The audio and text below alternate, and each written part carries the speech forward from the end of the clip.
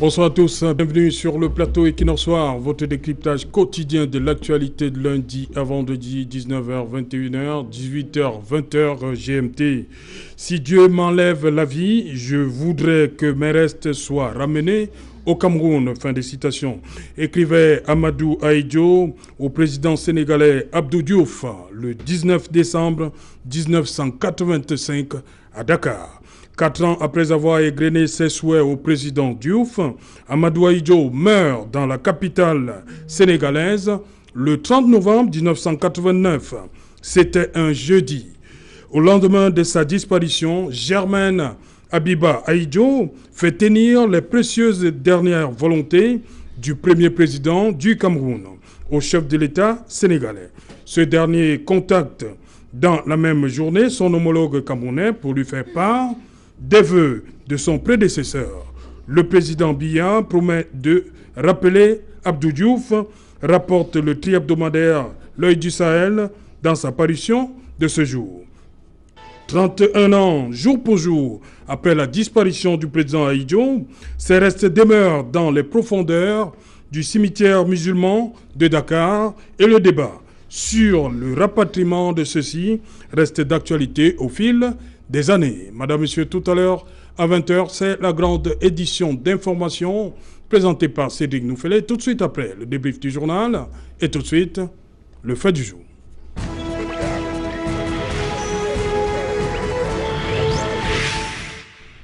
Amadou Ahidjo, 31 ans après, toujours pas d'obsèques officielles. Pour en parler, nous avons invité ce soir en plateau Bombok Yebga. Bonsoir Bombok. Bonsoir et bonsoir à tous les téléspectateurs de Equinox ce soir. Je vous accueille là ce soir parce que vous venez d'être fait coordonnateur de la confrérie des Bombok, c'est ça? Oui, le 19 novembre de cette année, il y a une assemblée générale de Bambombo de la confrérie Mbok Matouk qui s'est tenue à Mabingue. Et quel département, de Nyon et Kélé. J'ai été sanctionné en me donnant la lourde tâche d'être le premier ouvrier de la confrérie. Voilà. Merci. Pour combien de temps? Pour 2 ans renouvelables. 2 ans renouvelables. Ah, vous ne limitez pas vos mandats là-bas? Il n'y a pas de démocratie dans le Mbok. Ah, ok. Dans la tradition, il n'y a pas de démocratie. Ok. Bonsoir, Hilaire Zipan. Hilaire Maker Zipan. C'est exact. Bonsoir, Serge Anaotou. Bonsoir à tous les téléspectateurs. Comment va le mouvement progressiste? Ouais, ça va, je pense. Les gens se posent trop de questions là. Non. On veut voir Hilaire Zipan à la tête du mouvement. Pourquoi? C'est plus pour longtemps. Je pense que. Ah, vous leur donnez rendez-vous pour bientôt? Oui, c'est parce qu'en fait, on avait qu'un calendrier et la convocation du corps électoral a poussé le mouvement progressiste à prendre ses responsabilités par rapport à ces élections-ci. Et vous savez bien que nous n'avons pas beaucoup de conseillers. Et à ce titre, le parti a donc décidé d'appuyer complètement certaines formations politiques, en principe, qui sont en course. Oui. Nous sollicitons appuyer d'abord les partis qui sont en capacité de gagner les conseillers régionaux numériquement. Et en cela, nous réhabilitons l'alliance qu'il y avait entre nous et l'UDC. Et le parti a donc fait mandat de me donner la latitude d'aller complètement à Fumban dès demain pour faire la campagne avec l'UDC. Il en va de même pour le PCRN qui peut gagner dans l'Union Ekele, qui peut gagner, je dis bien, qui peut gagner. Les dissensions ne nous semblent pas donner beaucoup d'assurance, mais la formation politique autre que le RDPC, qui est en capacité de gérer une région probable, c'est naturellement l'UNDP, qui, sur papier, en principe, doit avoir 43 conseillers régionaux, donc à moins 2, pour ne pas dire 3, pour gérer toute la région de la Damawa. Voilà les formations politiques, à mon sens, sur le papier, qui peuvent le faire. Et je pense que le mouvement progressiste a pris toute sa responsabilité et a donc délégué à peu près 4 à 5 responsables qui vont donc appuyer naturellement l'UDC dans le Noun, sans oublier un peu l'UMS de Pierre Pouimou, qui a un ballottage défavorable un peu dans le Honka. Voilà l'activité du parti et dès janvier, soyez-en rassurés, la convention va avoir lieu et légalement et objectivement, le parti aura à sa tête, bien entendu, votre serviteur, Hilaire Maker Zipan. Il n'y a pas de démocratie. Il n'y a pas de démocratie. Ah, vous êtes dit, vous savez, c'est vous qui allez passer. Bonsoir Joseph René Mboutouzé. Oui, bonsoir Serge Alain. Bienvenue. Oui, c'est moi qui vous remercie de l'invitation. Voilà. Je sais quoi dire. Ça va, votre parti? Oui, ça va, le RDPC se porte bien. Comme lors vous inquiétez un peu, les régionales, c'est tapis vert. Nous avions gagné l'élection présidentielle au Lama, les législatives et les municipales au Lama. Et là, pour les régionaux, là, ce n'est qu'une conformité. Hein. Ah bon? Parce que ce sont nos électeurs. Il y a près de 23 000 électeurs qui vont participer à cette élection. Le RDPC là, plus des 3/4, donc vous voyez. Et chez nous, il y a quand même une certaine discipline dans le parti qui voudrait quand même que lorsque la hiérarchie du parti a donné son mot, que les gens suivent. Okay. Sinon bon, mais... La commission Moussonga. Voilà. La commission Moussonga. Ok, merci Joseph René Boutouzé. Thierry Yopé, bonsoir. Bonsoir Cédric Autou. Bonsoir également aux autres copanélistes. C'est un plaisir d'être là. Même comme Hilaire Zipa, mon cher ami, n'a pas, en fait c'est permis de nous arracher un fou rire, mais c'est tout à fait normal, un lundi matin, un lundi quand même, c'est tout à fait, c'est longtemps. Nous étions ce matin, on peut comprendre, donc c'est un plaisir d'être là et tout un plaisir renouvelé de vous retrouver sur le même plateau Bombok, Djeno Yebga. Vous avez dit, hein, il vient d'être adoubé par ses pairs et j'espère qu'il sera à la hauteur de cette haute responsabilité parce que Lombok, en contrée, pas seulement Bassa, mais dans toutes les aires géographiques qu'on reconnaît de la société patriarcale, je crois que Lombok a un rôle plus que jamais prépondérant. Ce sont des aiguilleurs, hein, la société, sont des gens sur lesquels généralement la société devrait prendre appui pour se relancer au regard surtout de ce que nous vivons, de tous ces faits qui gangrènent le corps social au quotidien. Je crois que leur mission est des plus salutaires. J'espère qu'ils seront à la hauteur de cette nouvelle tâche-là. Voilà, je reste avec vous, Thierry Yopin. Pourquoi on a comme l'impression que ce n'est que le 30 novembre qu'on pense au président Ahidjo? Et surtout, le travail de la presse. Après le 30, on oublie le président Ahidjo.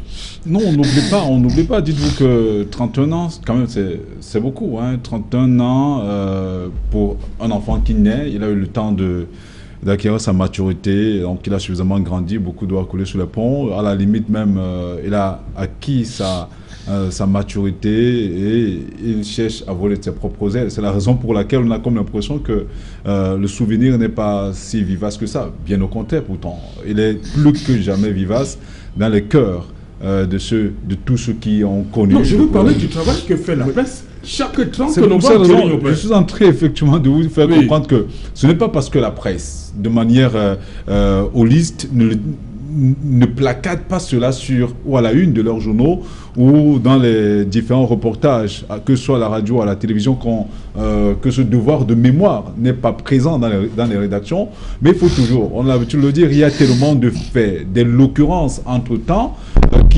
des journalistes surtout à la radio ou à la télé, c'est le média de l'immédiat, donc on court après les faits maintenant. Il y a l'occasion valant la chandelle, on a l'habitude de dire chez nous, c'est l'occasion qui fait le larron, donc à toute fois que l'occasion se présente, il est tout à fait bon dans la loi de revenir sur un quelconque événement, et notamment le décès dans une situation, dans des conditions assez déplorables quand même du premier président du Cameroun. Donc la presse se doit de le faire tout le temps, parce qu'en réalité cela dure beaucoup.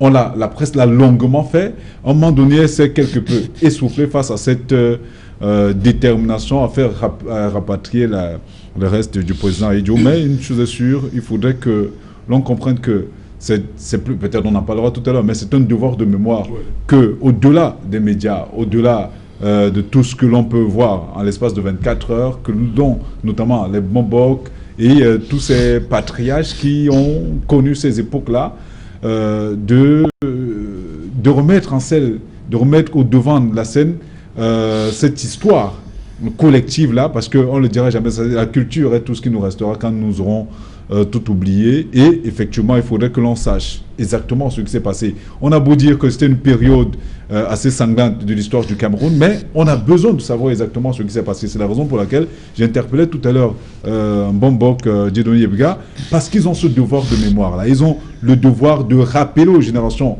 futures, aux générations présentes et futures, quel est le rôle qui a été abattu plus par tel ou par tel autre, qu'il ait été mal vu ou pas. Je vous rappelle, peut-être on reviendra sur ces détails tout à l'heure, parce que au moment où on demande que les restes du président Idjo reviennent au Cameroun, je vous rappelle que la pension de la première dame, notamment Germaine Idjo, on va y revenir. Voilà, donc, si vous permettez, bien sûr. Joseph René Mbutouzé, est-ce que vous comprenez que les restes du premier président du Cameroun soient encore à l'extérieur? Comment ça s'explique? Oui, si on peut le regretter, parce que nous tous qui sommes habités d'un sentiment nationaliste, on souhaiterait bien que cela s'accomplisse. Mais je crois que l'État du Cameroun a fait ce qu'il avait à faire.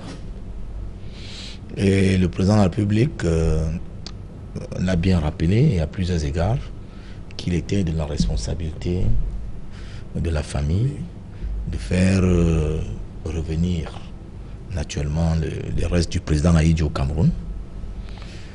Mais je crois que le problème qui se pose, c'est parce que Germaine Idjo, qui est actuellement la veuve du président, du premier président du Cameroun, voudrait le faire d'une manière spécifique. Parce que le problème qui se pose, ce n'est pas que le pouvoir en place s'oppose à ce rapatriement. Le problème, c'est la famille voudrait des conditions à elle, à cette famille, pour que cela soit fait. C'est pour ça que certains pensent qu'il y a un blocage qui se situe au niveau de la famille. Parce que, Serge Alain, vous allez me permettre de vous lire la loi 91/022 du 16 décembre 1991 portant en réhabilitation de certaines figures de l'histoire du Cameroun. Il est dit à l'article 1er alinéa 1 qui porte sur la réhabilitation des grandes figures de l'histoire du Cameroun qui ont œuvré pour la naissance du sentiment national, l'indépendance et la constitution du pays, les rayonnements de son histoire et de sa culture. À l'alinéa 2, on dit, en application des dispositions de l'alinéa 1, si on réhabilite, et on va donc, voilà qu'on va citer les gens nommément: Amadou Ahidjo, Oumniobe Ruben, Moumie Félix, Ernest Ouandie. Ces 4 figures sont citées nommément. Bon, le plus important, c'est au niveau de l'article 2 qui dit que la réhabilitation visée à l'article 1er a pour effet de dissiper tout préjugé négatif qui entourait toute référence à ces personnes, notamment pour ce qui concerne leur nom, leur biographie, les effigies, les portraits, les dénominations des rues, les monuments et les édifices publics. Et je crois que nous avions en souvenir que même le stade de Fandena a été réhabilité sous le nom de Stade Amadou Ahidjo. C'est la partie la plus importante là, parce que l'État du Cameroun... Est-ce qu'il y avait une loi qui interdisait au Cameroun, l'État du débaptisait le stade?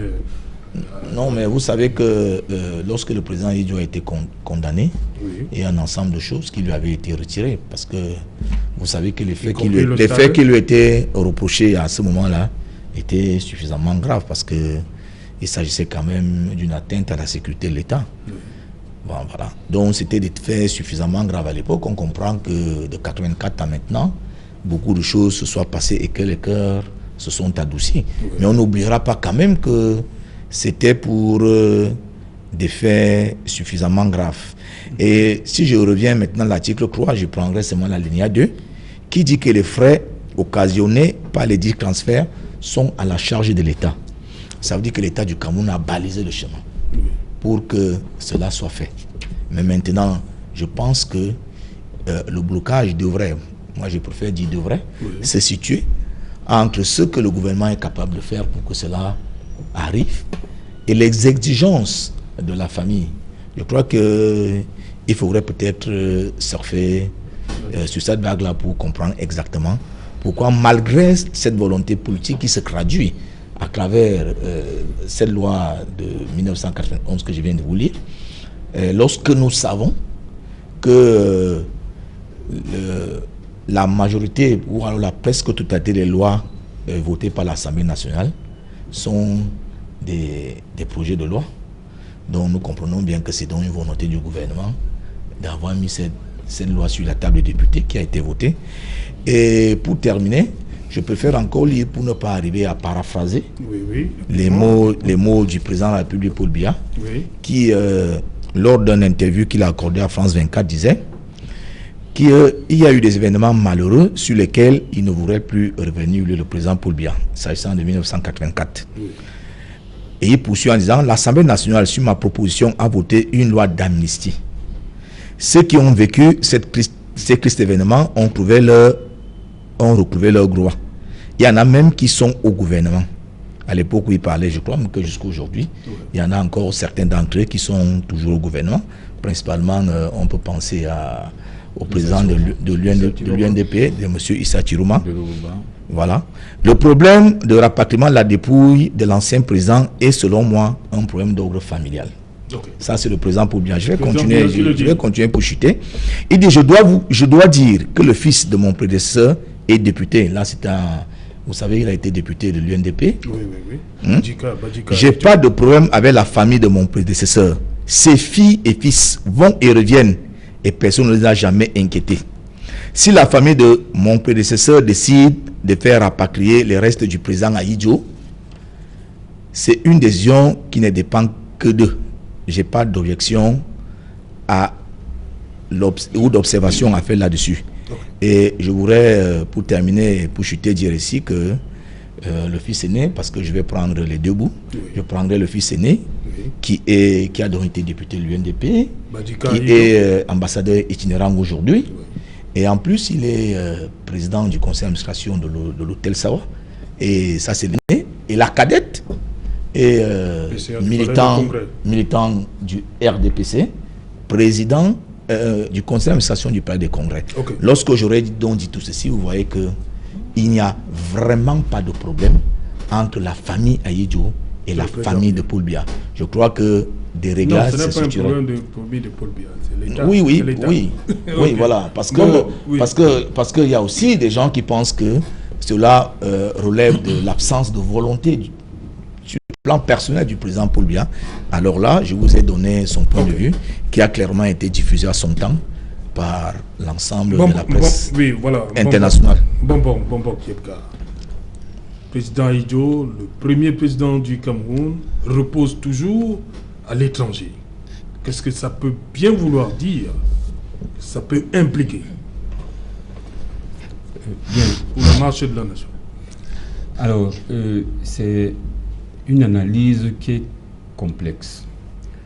Parce que quand vous me demandez de parler de ça, quand vous m'invitez à ce plateau pour en parler, ça veut dire que je dois beaucoup plus me baser du côté culturel, du côté de la tradition. Nous savons tous que quand un musulman décède, il doit être enterré, je pense, avant la 5e prière. Alors, c'est ce qui a été fait, je pense. Maintenant, pour ramener son corps, est-ce que la coutume musulmane permet de le faire? Ça, je n'en sais rien. Je m'interroge tout simplement. Alors, nous sommes tous, quand on regarde globalement, toutes nos traditions se ressemblent, sauf les pratiques diaboliques où le 9 devient le 6. Mais toutes les autres pratiques se ressemblent. C'est pour cette raison que moi, je vais essayer de faire cette analyse sur la base de la tradition Bassa. Alors, quand quelqu'un naît chez nous, on prend le placenta, on va enterrer au village. Cela voudrait dire que quel que soit l'endroit où il va mourir, son esprit va rentrer là où on avait enterré le placenta. Ça, c'est chez nous. Alors, est-ce que c'est la même chose chez les autres? Je n'en sais rien. Alors, vous savez, quand on va épouser une femme quelque part, on se renseigne souvent. Nous, on déconseille d'épouser des enfants naturels. C'est compliqué. Alors, qui a connu le papa de Ahidjo? Et le placenta était enterré où? Au Cameroun, au Nigeria, au Tchad, au Mali, on n'en sait rien. Mais il faut s'interroger. Quand je dis ça, le corps de Ahidjo qui est là-bas, son esprit est où? Quand nous faisons des funérailles, c'est vrai que l'Église catholique avait dit qu'il y a le paradis. Mais nous disons que le paradis est sur terre. Tout se paye ici-bas. Quand quelqu'un meurt, il doit être jugé pour libérer son esprit. Et on le fait souvent quand nous organisons des funérailles. Ça, je parle de chez nous et je crois que c'est partout pareil. Quand on organise les funérailles, c'est en ce moment qu'on regarde si le partant a laissé des problèmes derrière ou pas, et on clarifie tout et son esprit devient libre. Pour ce qui est du premier président Amadou Ahidjo, est-ce que le régime en place voudrait libérer son esprit? Il faut s'interroger. Si le régime en place voudrait libérer son esprit, il accepterait l'organisation de ses obsèques. Même si la famille organise ses obsèques seule, parce qu'il a été le président du Cameroun, il a des comptes à rendre. Donc l'État du Cameroun doit le libérer, dire qu'il est quitte avec nous. Tant que l'État ne s'associe pas à cela, on ne l'a pas libéré. Donc son esprit reste enfermé. Et pour que son corps, je pense que c'est pour cette raison que la famille insiste que son esprit soit libéré. Parce que si son esprit est libéré, chez nous, quand l'esprit est libéré, on l'invoque, il vient et on travaille avec cet esprit. Mais s'il n'est pas libéré, il est en prison. On ne peut rien faire. Donc je pense que, tel que c'est fait, M. Ahidjo, président du Cameroun, son esprit doit être libéré. Pour qu'il soit libéré, il faudrait que l'État l'accompagne et la famille. Tant que ce n'est pas fait d'une façon collégiale, je pense que son esprit ne sera pas libéré. Okay. C'est là le problème. Son esprit fait peur. Voilà. Hilaire Zipan, le président Ahidjo, c'est un homme d'État. Est-ce qu'on devrait laisser l'organisation des obsèques à la seule famille? Est-ce que Ahidjo appartient seulement à sa seule famille nucléaire? Je pense que Zé a posé les bases qui permettent en principe de clarifier. Je pense que Montborg l'a complété au point de vue traditionnel. Une fois qu'on a légiféré la désignation de ce que c'est que les héros nationaux de par la loi, ça veut dire qu'ils s'engagent tous les Camerounais. On a nommé spécifiquement certaines figures. Ahidjo, Onyombe, Mouni, Wandje. Donc, en principe, ils n'appartiennent plus à leur famille. Ils font partie de l'héritage de tous les Camerounais. Et l'avoir fait à partir d'une loi était déjà une avancée. Mais pour autant, le problème n'est pas réglé. Est-ce que le débat se situe au point de vue traditionnel comme venait de situer Montborg, ou est-ce que c'est les dissensions internes de la famille qui empêchent de le faire?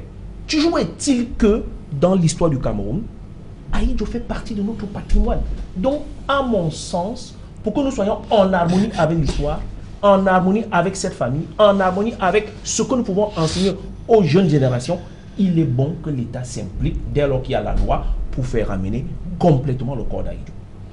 La loi étant donc impartielle, faisant fi à ce que tout le monde doit respecter la loi, quelle que soit sa norme, une fois qu'elle est légiférée, et je rappelle, et là, pour compléter, qu'au moment où cette loi est votée à l'Assemblée nationale, l'UNDP a 68 députés. Il faut le dire, c'était quand même énorme et ça pesait pour beaucoup en ce qui concerne. Et il a encore dit que les projets, ce n'est pas des projets de loi, ce n'est pas des propositions de loi, c'est des projets de loi qui viennent à l'Assemblée. Donc à ce moment-là, je pense qu'on a dû lever le pied et il est bon que pour pouvoir se réconcilier avec l'histoire, qu'il faut qu'on aille dans ce sens-là. Maintenant, Il y a un autre volet qui me semble tout à fait important. C'est que la génération camerounaise à l'heure actuelle, à peu près, les statistiques nous disent à peu près 58 à 60% des jeunes qui ont moins de 35 ans. Et si on fait le différentiel entre 35 ans et 31 ans, ça veut dire que pour la plupart des jeunes aujourd'hui qui sont en responsabilité, ils avaient 4 ans. Il est bon de les enseigner l'histoire telle qu'elle a été, avec ses hauts et ses bas. Et dès lors qu'on a légiféré pour encadrer toute la nomenclature du parcours d'Aïdjo, en principe, il devait être un référentiel dans un livre enseigné aux jeunes générations. Ça va nous permettre de nous réconcilier une fois de plus aussi avec notre histoire et comprendre un certain nombre de dérives. Et je rappelle, pour ceux qui ne savent pas, que le président Biya, qui est là, a commencé pratiquement ses premières bases de fonctionnaire en 1962. Donc il a lui-même participé et il est aujourd'hui pratiquement au bout, certainement, de la vie humaine. Je ne dis pas qu'il partira demain, mais au vu de la vie humaine, et à l'âge où il est, c'est possible. Il serait donc de bon ton, de par son parcours lui-même, le président Biya, et de celui d'Aïdjo, que l'on puisse avoir une continuité. Et cette continuité, une fois que la loi l'a fixée, il est bon que le président Biya prenne ses responsabilités pour le faire. Je terminerai en disant que à un moment, à un parcours, je pense que c'est l'élection de 2013, je ne sais pas où le président Biya est pratiquement allé à Garoua, je ne sais pas si je me souviens, je ne sais pas si c'est 2007 ou 2013, mais il avait fait campagne là-bas en réitérant... 2011, vous voulez dire? En 2011, je pense. 2011, oui. En rappelant que ce débat-là, il a cours et il en a pris les engagements dans les consultations, parce que ce n'était pas public, dans les consultations qu'il aura apportées. Et je pense que rien n'est fait. En même temps, on avance.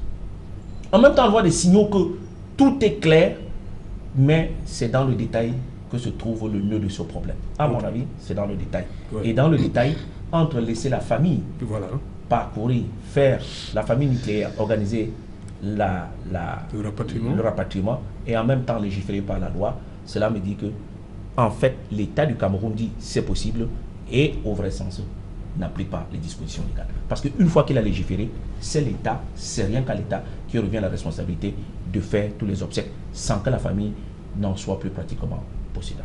Voilà, Thierry Nyompé, pour vous, sur ce débat, la famille, l'État, où est-ce que vous vous situez, vous? Je l'ai dit tout à l'heure, le président Aïdjo appartient à la mémoire collective du Cameroun. C'est un devoir de mémoire. Que nous soyons historiens du présent camerounais lambda, nous avons le devoir de restituer, de recadrer l'histoire du Cameroun, ne serait-ce que pour les générations présentes, il l'a dit tout à l'heure, ou pour les générations à venir. Il faudrait bien que l'histoire du Cameroun soit enseignée à nos enfants, que de continuer à parler de la Première ou de la Deuxième Guerre mondiale, qui en réalité n'a rien à voir avec le commun des Camerounais. Il faudrait commencer justement à repenser l'histoire du Cameroun. Il se trouve malheureusement que beaucoup de ces gens qui ont joué un rôle indéniable dans la constitution de cette histoire-là sont en train de passer de vie à trépas. Vous vous rappelez que le commandant Kissamba est mort il y a quelques mois sans laisser un véritable testament aux Camerounais, sans que l'on sache exactement quel est le rôle qu'il a joué dans les indépendances du Cameroun, qu'il soit du bon côté ou du mauvais. Je n'aimerais pas faire le procès du commandant Kissamba, ou Ngui Masaga, comme on l'appelait si bien. Il y a eu beaucoup, comme le professeur, le professeur Moukoko Priso, de l'Union des populations du Cameroun, qui est décédé il y a quelques années, qui me disait encore sur un plateau de télévision qu'il y a un problème que beaucoup de Camerounais semblent ne pas comprendre, ne même pas voir poindre à l'horizon, c'est le problème du tribalisme. Nous étions exactement, si j'ai bonne mémoire, en 2014. Et je vous rappelle que 6 ans après, aujourd'hui, tout le monde parle de tribalisme. Ça veut dire qu'il a eu le temps de voir. Je crois que l'expérience qu'il a eue à vivre au quotidien a été pour beaucoup. Qu'est-ce que nous avons gagné dans cet héritage-là? Qu'est-ce que ces patriarches qui ont vécu cette histoire laissent à la prospérité? Rien du tout. On a parlé tout à l'heure de cette batterie de mesures qui avait été prise par le gouvernement de la République pour quelque peu amnistier, je préfère utiliser le mot, certaines personnes qui ont joué un rôle trouble dans l'histoire du Cameroun. Je vous rappelle que beaucoup restent membres du gouvernement actuellement, il y a Bello Bouba Maïgari, qui est ministre d'État d'ailleurs, et qui est en charge du tourisme au Cameroun. Il y a Issa Chiroma, qui est, je crois, à la formation professionnelle. Et il y a, en réalité, sont nombreux comme ça, qui ont joué un rôle assez trouble. À un moment donné, tout le monde sait que beaucoup d'entre eux avaient été emprisonnés. Et on avait accusé le président Idjo d'avoir été l'un des acteurs de ce putsch manqué de 1984. Je crois que beaucoup d'eau a coulé sous les ponts.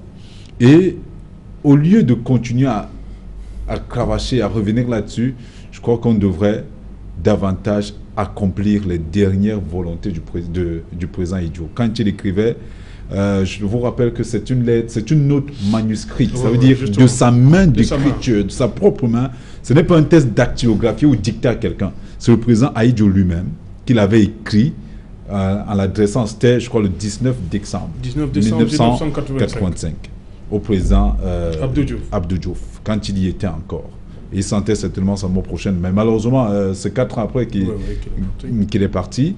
Il a eu le temps de faire le tour de la question et de dire, si jamais je meurs, que mes restes soient rapatriés au Cameroun. Et je crois que Germaine Aïdjo, dans plusieurs interviews, est revenu là-dessus. Je continue à rester au Sénégal aux côtés des restes de mon mari. Le jour où les restes de mon mari seront rapatriés au Cameroun, je viendrai les accompagner. Elle joue le rôle d'épouse jusqu'à la dernière minute, jusqu'au bout. Nonobstant le comportement de sa fille, Aminatou Aïdjo, ou de Badika Aïdjo, qui est, qu'on ne le veuille pas, ambassadeur itinérant, c'est quand même membre du gouvernement, qu'on ne le veuille pas. Donc, au-delà de ce rôle-là, parce que je l'ai dit même ce matin, quand vous parliez de la rue des Grandes Unes, nous, Camerounais lambda, nous impliquons dans ce plaidoyer-là. Que pense Aminatou Aïdjo? Que pense Badjiga et les autres? Parce qu'ils sont les plus en vue. Mais que pense justement la famille? Pourquoi cette famille-là ne prend pas les devants pour donner clairement sa position au-delà de la sortie de Madame Germaine Aïdjo? Moi, je crois que ce sont des questions qui méritent d'être... Vous allez à l'encontre de la volonté de leur maman, vous pensez? Je vous rappelle que je n'aimerais pas soulever un lièvre ici, mais je crois que entre Aminatou Aïdjo et Germaine Aïdjo, ce n'est pas, c'est de la mère et la fille, mais les deux, ce n'est pas le parfait amour. Hein, il faut le dire ainsi. Donc, je n'aimerais pas entrer dans les querelles de famille pour le relever ici, mais je continue à croire que le président Aïdjo n'appartient plus à la famille Aïdjo. Le président Aïdjo est une affaire de Camerounais. C'est un devoir de mémoire. Nous avons l'obligation. Et il y a l'une de mes collaboratrices qui s'est amusée aujourd'hui dans le cadre de la rédaction d'un papier, justement, qui revenait sur la commémoration de ce décès du président Aïdjo. Et si tous les maux que le Cameroun est en train de traverser ne venaient pas de là, il faudrait bien se poser la question. Ok. Bon, d'abord, vous, est-ce que vous pensez sincèrement qu'il faut, du côté du gouvernement, on n'a pas oublié l'épisode de 1983-84? Parce que quand le président Aïdjo écrit sa lettre le 19 décembre 85, il parle de la vilaine parenthèse. Et il fait allusion aux événements de 83 au stade, dans le procès Salatou et tout ça. Et il y a le putsch du 6 avril 84. C'est ça qu'on a du mal à digérer, à oublier, pour que les restes du président Aïdjo continuent à... Vous savez, le président Aïdjo a dirigé le pays tout en conservant le pouvoir. Quel que soit le Camerounais qui aurait accepté de prendre le pouvoir à cette époque, aurait agi comme Aïdjo l'avait fait. Quand je le dis, vous connaissez d'où je viens. Notre région a souffert, mais nous avons pardonné. La preuve, il y a des Bassa qui vont s'incliner sur la tombe de Aïdjo. Et ils ne sont pas lynchés. À l'époque... On a compris. Voilà. Alors, quand Aïdjo part du pouvoir, il transmet le pouvoir à son successeur constitutionnel, mais derrière, il voudrait que le parti prime l'État. Oui, c'est l'État. Alors, quand ça ne marche pas, Et quand on revient sur les affaires de 83-84, vous pensez que le pouvoir actuel peut oublier ce qui devrait arriver, mais que non, parce que ça reste à l'esprit. Ça reste à l'esprit. On pense que si aujourd'hui on libère cet esprit, il risque d'être invoqué par ceux-là même qui avaient subi d'autres choses, et peut-être. Et ce qu'il faut noter, parce que le Cameroun souffre réellement, il n'y a pas que l'esprit de Ahidjo. Et vous savez, en 1955, on a massacré à Nouvelle. Oui. Le mois dernier, je pense, il y avait une commémoration à Équité, à Edea, où les EPC sont partis faire le MBAC, c'est-à-dire on a tué, on a fait couler du sang. Donc le Cameroun souffre pour ce sang qui a coulé. Il n'y a pas que l'esprit Ahidjo, il y a d'autres esprits qui nous tirent vers le bas. Mais il faut faire quelque chose. Il faudrait que l'État, c'est vrai que ce n'est pas les députés qui rédigent les lois, il faudrait que le gouvernement regarde cela parce que nous souffrons. Mais je vous rassure, Thierry l'a dit tout à l'heure, est-ce que le Mbok pourra faire quelque chose? Pendant mon mandat, si les médias peuvent nous suivre, vous allez voir des changements. Nous avons pris des engagements pour cela, pour beaucoup de choses. Et nous allons le faire. Parce que c'est la tradition d'abord et tout tourne autour de ça. Quel que soit ce qu'on fait, tout tourne autour de la tradition. Et si la tradition est délaissée, tout reste en berne, comme on peut le dire. Voilà. Donc, le pouvoir, ce qui s'est passé en 83-84, plane sur l'esprit du pouvoir du Cameroun. Ok. Joseph René Mboutouzé, vous maintenez que c'est à la famille de faire ce qu'elle a à faire? Oui, vous savez, Serge Alain, je comprends que... Est-ce que le président Ahidjo, pour vous, reste... Je comprends que c'est assez difficile de ne pas évoquer des émotions lorsque nous parlons d'un tel sujet. Oui. Bon, mais là, nous ne sommes pas là pour des émotions. Nous sommes là pour que les Camerounais apprennent, comprennent les choses, soient édifiés. Oui, d'abord pour bien préciser votre pensée à M. Nzipan, parce que j'ai la loi de 91 dans son ensemble, mais j'ai laissé de côté l'article 3 que je vais lire là maintenant, qui dit le transfert des restes mortuaires au Cameroun des personnes citées à l'article 1 ci-dessus, inhumées à l'extérieur du territoire national, peut s'effectuer à la demande de la famille ou du décusus, sous réserve de la dernière volonté du défunt et conformément à la législation du pays d'inhumation. Sous réserve de la volonté. Voilà. Donc ça veut dire que même si il y a un cadre réglementaire qui peut encadrer le retour des restes du président Ahidjo, il reste quand même que tout doit être déclenché par la famille. Voilà. Mais maintenant, vous savez que Germain Ahidjo, qu'il a dit dans plusieurs fois au cours de ses multiples interviews, il voudrait que ce rapatriement soit retentissant à la dimension de ce qu'a été son époux, c'est-à-dire président du Cameroun.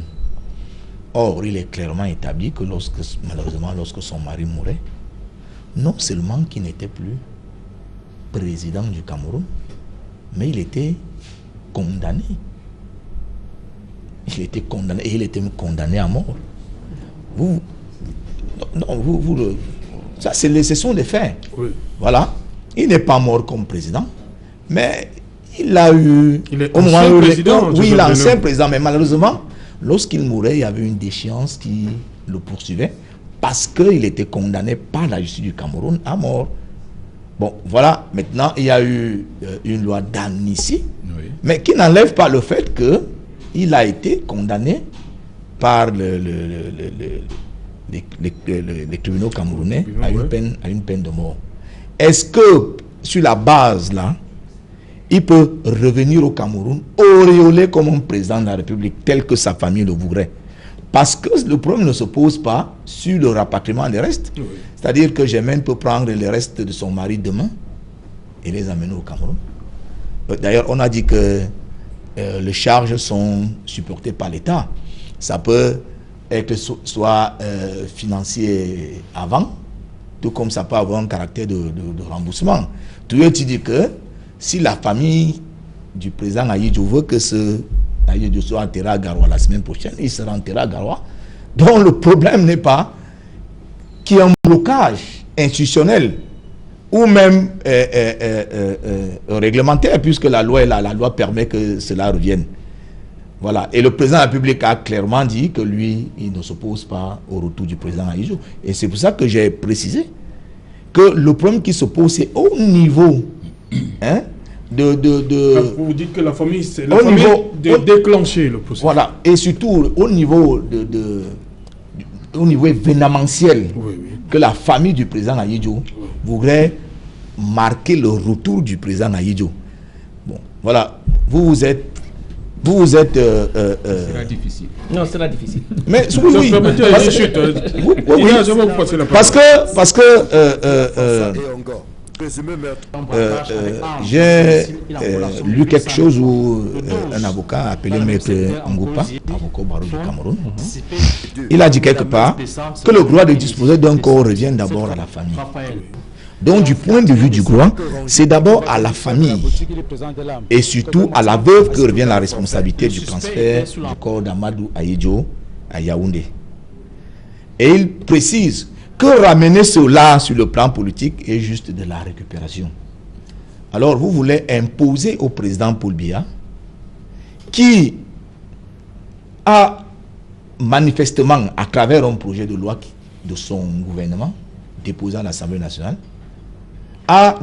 non seulement gracié à Ahidjo, mais l'a réhabilité moralement, mentalement, parce que cette loi visait que toutes les œuvres d'Ahidjo soient reconnues comme telles, et qui a clairement dit qu'il ne s'opposerait d'une quelconque manière au retour du dépôt d'Ahidjo. Voilà. Mais vous voulez, la famille veut ensuite que cela soit fait comme si le président Ahidjo était mort au pouvoir et en paix avec le Cameroun. Voilà, merci. Non, je voudrais dire deux petites choses avant qu'on... D'abord, la première, c'est les pouvoirs du président de la République sont conférés par la Constitution et non par les lois. La condamnation par coutume d'Ahidjo est un différentiel de la loi par rapport à la Constitution. Je fais simple pour que tu nous comprennes. Dans le dispositif de l'article 3, il est dit selon la volonté du défunt. La volonté du défunt emporte sur le vouloir de la famille.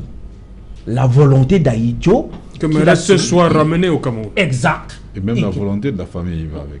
Non, la volonté du défunt est au-dessus de la famille, en ce sens qu'au moment où il rédige, ce n'est pas sa famille qui remet, bien entendu, cette correspondance écrite de sa main. Il remet à un chef d'État qui, du point de vue grade, est équivalent à celui du Cameroun. Donc, il revenait donc au président Diouf de le faire. Et là, on relate un peu, au point de vue historien, donc que le président Diouf a appelé le président Biya pour lui dire qu'il est mort, qu'est-ce que j'en fais? À ce moment, l'accordéon se ferait sur la volonté du défunt. C'est vrai qu'en 89, cette disposition de loi n'existait pas. Mais dès lors que cette disposition de loi est rentrée en application au point de vue réglementaire, il revenait donc, cette fois-là, d'appliquer les dispositions de la volonté d'Ahidjo qui était au-dessus de la famille et au-dessus, cette fois-là, de les condamnations telles qu'elles ont été faites. Ça veut simplement dire que l'État du Cameroun veut, mais en réalité ne veut pas appliquer. Non, c'est la famille. C'est la famille qui doit. Le corps appartient d'abord à la famille. La disposition 3 dit que la volonté du défunt. Donc la volonté d'Ahidjo emporte sur celle de la famille. Merci, Hilaire. On va revenir après le journal parce qu'il est là. Cédric. Bonsoir, Cédric. Au menu ce soir. Bonsoir, Sachalan. Bonsoir aux invités ce soir. Nous parlerons des recettes fiscales du Cameroun à l'heure où le Parlement examine le budget pour l'année 2021 fixé à environ 4 865 milliards de francs CFA. Vous verrez dans ce journal comment des économistes estiment qu'il y a de nombreux dysfonctionnements dans les projets structurants annoncés pour l'année 2021 et en plus la politique économique du Cameroun manque de lisibilité afin de voir une stratégie de croissance inclusive pour les Camerounais. C'est l'exploitation illégale du bois qui fait perdre près de 20 milliards de francs CFA en 2 ans au Cameroun. Les bailleurs de fonds s'inquiètent des capacités de sécurisation de la recette fiscale. Nous parlerons dans le journal de 20h. Face à l'insécurité grandissante dans la capitale Yaoundé, les forces de gendarmerie et les forces de police se mobilisent pour arrêter des présumés gangs de malfrats et appellent à la mobilisation de la coopération des populations. Nous ferons le point dans le journal de 20h et vous verrez le message de cette Camerounaise écrivaine, finaliste malheureuse du Grand Prix Goncourt en France. Elle a tenu à faire savoir que la flamme qui a été allumée à travers son périple ne va pas s'éteindre. Nous en parlerons dans quelques instants. Voilà, madame, monsieur, c'est donc la fin de cette première partie Equinox Soir. On se retrouve après le journal de Cédric pour Equinox Soir. Deuxième partie, ce sera le temps du débrief. Et dans une poussière 2 secondes, ce sera la page de publicité. Et juste derrière, le 20h2, Cédric nous fait. Voici le nouveau Nido Fortigro avec le bon mélange de nutriments pour renforcer l'immunité de votre enfant. Nido, votre amour, leur avenir. Introducing the new Nido Fortigro with a mix of nutrients to strengthen your child's immunity. Nido, your love, their future. Fini vos soucis d'infiltration d'eau et d'humidité dans vos maisons. Coloflex est une peinture étanche et élastique. Coloflex forme un film souple parfaitement